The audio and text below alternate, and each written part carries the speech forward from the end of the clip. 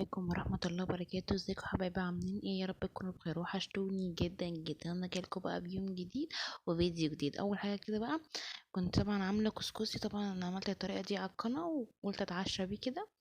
صحيت بقى كده تاني يوم، قلت انت رايحة فين بقى وانت كل شوية تروحي مشوار؟ بنت خالتي كانت عازماني، يعني كنت عازماني انا واخواتي وعيال خالي وكده.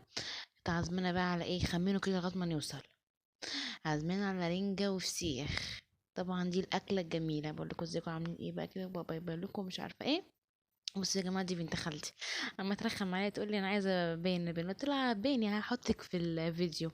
نبقى معانا رنجه ومعانا فسيخ ومعانا ملوحه ومعانا بقى بصل. نبدا بقى كده ننضف الرنجه. طبعا هم اصلا ما بيحبوش ياكلوا من ايدي الا الفسيخ والرنجه.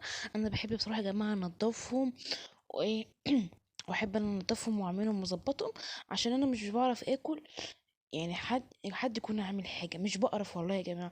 بس أنا بحس إن أنا بعمل حاجة يعني إيه، يعني بديها اهتمامها. ممكن أي حد يعمل حاجة مش يعني بيديها اهتمام، تقضية واجب. فاهمين يا جماعة؟ بس طبعا انتوا وحشتوني جدا. غايبة عنكم شوية بس مش عارفة يا جماعة في ايه. والله العظيم أنا من آخر الفيديوهين شورتس نزلته لكم تقريبا كان الجمعة والسبت، وساعتها ما نزلتش. النهاردة التلات هنزل لكم إن شاء الله الفيديو النهاردة. نضف بقى كده الرنجة. طبعا انا معايا 4 رنجات دول يا جماعة، كيلو شوية كمان. بس طبعا هقول لك ما تنسيش اللايك والشير والكومنت الحلو بتاعك ووجودك كالعادة فوق راسي، واشترك في القناة وتفعيل الجرس عشان يوصلك كل جديد مني. وتاني، وعايزين ان شاء الله نكبر، ن- نوصل لأكبر عدد ممكن من اللايكات والمشاهدات والمتابعين. مش حبايب قلبي، وانا بحبكم جدا جدا. اي حد بيكتب لي تعليق بشوفه، ببقى نفسي كده اجي ابوسكم والله العظيم. يعني بقى نضف بقى الرنجة بقى. انا قعدت انضف بقى يا جماعة. طبعا ايه، طبعا عمال اقول كل شوية عايزة اصور. قلت بقى ايه، نضف الرنجات دي بس معاكم وانا بقى ايه اكمل مع نفسي. طبعا يعني تنظيف الرنجة مفيش حاجة طبعا اقول لكم عليها. انا مثلا عن نفسي، احنا مثلا مش بنحب نشيطها على النار، عشان احنا لما نشيطها انا بحسها لما نشيطها على النار بتحدق، أنا مش عارفة ليه. في ناس تحب، انا بقى بحب اعملها كده، بحب افتحها واشيل منها البطن وكده، واخليها كده واشيل منها الشوك، عشان يعني اي عيل ياكل او حاجه ما يخشش في يعني بقه شوكه او في زوره كده ويعني ويتعب. فاهمين؟ يعني انا بصي هنا ما بشيلش من الشوك. باجي بقى لما اجي بحط بقى عليها الحاجه، يعني الطماطم والخل والحاجات دي، بروح بقى شايله اي شوك، راح شايلاه ومقطعها حتت صغننه، بحيث كل واحد يعني بقد اللقمه ياخد حته رنجايه. فاهمين يا جماعه؟ بس طبعا كل واحد حسب ما يعني بيعمل. انا بحب اعملها كده. ممكن انتي بتحبي تشيلاتيها، بتحبي مثلا تقطعيها كبير، في ناس بتحب تاكلها بجلدها. يعني انا اصلا الجلد ده كمان مش برميه، يعني اختي وعيال خالتي بيحبوه، انا بصراحه ماليش فيه قوي يعني. فاهمين؟ فايه، بسيبه لهم، بحطه لهم في طبق لوحديهم، هما بقى ياكلوا براحتهم. انا بصراحه ما ماليش فيه خالص. بس كده، انا خلص بقيت الرنجة كلها. شوف هنعمل ايه تاني بقى. انا بقى ايه، كانت جايبه الفسيخ مخلي. قلت لها خلاص مش مشكله، رحت حاطاه كده بقى في اطباقه زي ما انتم شايفين. هاجي احطهم على التلاته، وبعد كده هنقلهم على 2. لقيت الطبق قليل فنقلته ايه على 2. فاهمين؟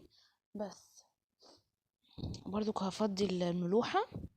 يعني في ناس عندنا بتحب الملوحه، انا بصراحه يا جماعه بعشق الفسيخ. يعني الفسيخ ده بصي العشق بتاعي كده.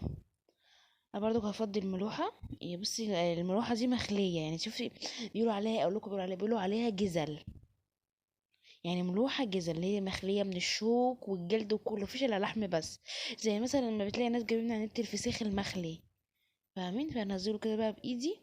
طبعا ايدي كلها طبعا متنيله فسيخ ورنجه.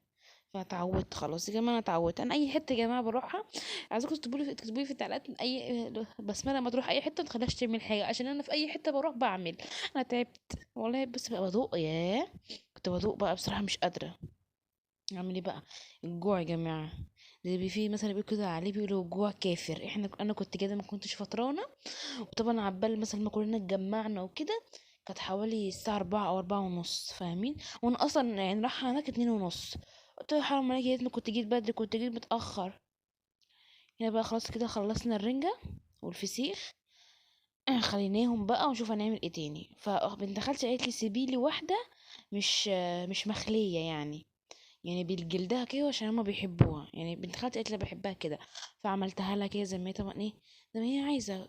يعني انا بسأل مثلا يا جماعه انتوا بتحبوا كذا، بس بقى يعني كنت بقيت الرنجة والبطارخ والجلد والبصل، وهي الرنجية اللي بقول لكم عليها.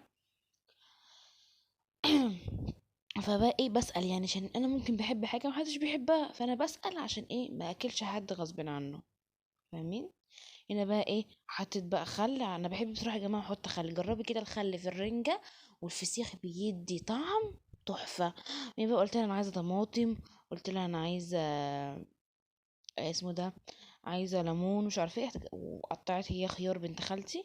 بس بقى هنا يا جماعة اختي بقى اللي كانت بتصورني، وانا بقى لابسه الجلابيه بتاعت بنت خالتي، قلت لها بقول لك ايه هاتي لي كده جلابيه، انا مش عارفه اقعد بالطقم اللي انا كنت لابساه، كنت يعني لابسه طقم خروج. جابت لي بقى جلابيه قطيفه كده ولبستها، وقعدت بقى اعمل ايه يا جماعه، اعمل ايه؟ انا عايزه اقطع علاقتي بعيال خالتي، خلاص انا قطع علاقتي بيهم، ولا عيال خالتي ولا عيال خالي ولا اخواتي، خلاص انا عايزه اقطع علاقتي بيهم. اما بتعبت اي حته اروح لازم اقضي، يا جماعه سيبوني، يا جماعه سيبوني في حالي، نفسي حد يديني وانا كده زي الهانم. بس الحمد لله طبعا ربنا يديني الصحه، طبعا يا جماعه انا بهزر، ربنا طبعا يديني الصحه واقضي اي حد محتاجني. هنا بقى جرنجايه فصصتها برضو، وحطيت بصلايه، المفروض تحطي فيه قرن فلفل، بس بنت خالتي كانش عندها فما حطيتش، بس انت حطي لو عندك حطي طبعا. وحطيت خل وحطيت طحينه وحطيت ليمون، ونضرب كده في الخلاط، وزودوا سنة مية في الكبة دي يا جماعة، معلش كبة. و... وهي يعني بتضرب هنزود زيت. دي برضو بنت خالتي، انا مش بعرف بصراحة يا جماعة اتعامل مع الكبة دي اللي هي التورنيدو، مش بعرف اتعامل معاها. فانا قلت لها ايه، بس ما تقول لي باي. آه حبيبتي يا بنت والله بحبها احلى ام اروى، دي اختي مش بنت خالتي والله يا جماعه، والله اختي. هنا بقى كده خلصنا سلطه الرنجه، وده بقى الشكل النهائي للاكل. وطبعا كلت طبعا كسفت يا جماعه صور قدام عشان ممكن اتكسف كده. وده شكل النهائي للاكل بقى، وتعالوا كلوا معانا الاكل تحفه، يستاهل بقكم، واقول لكم استودعكم الله.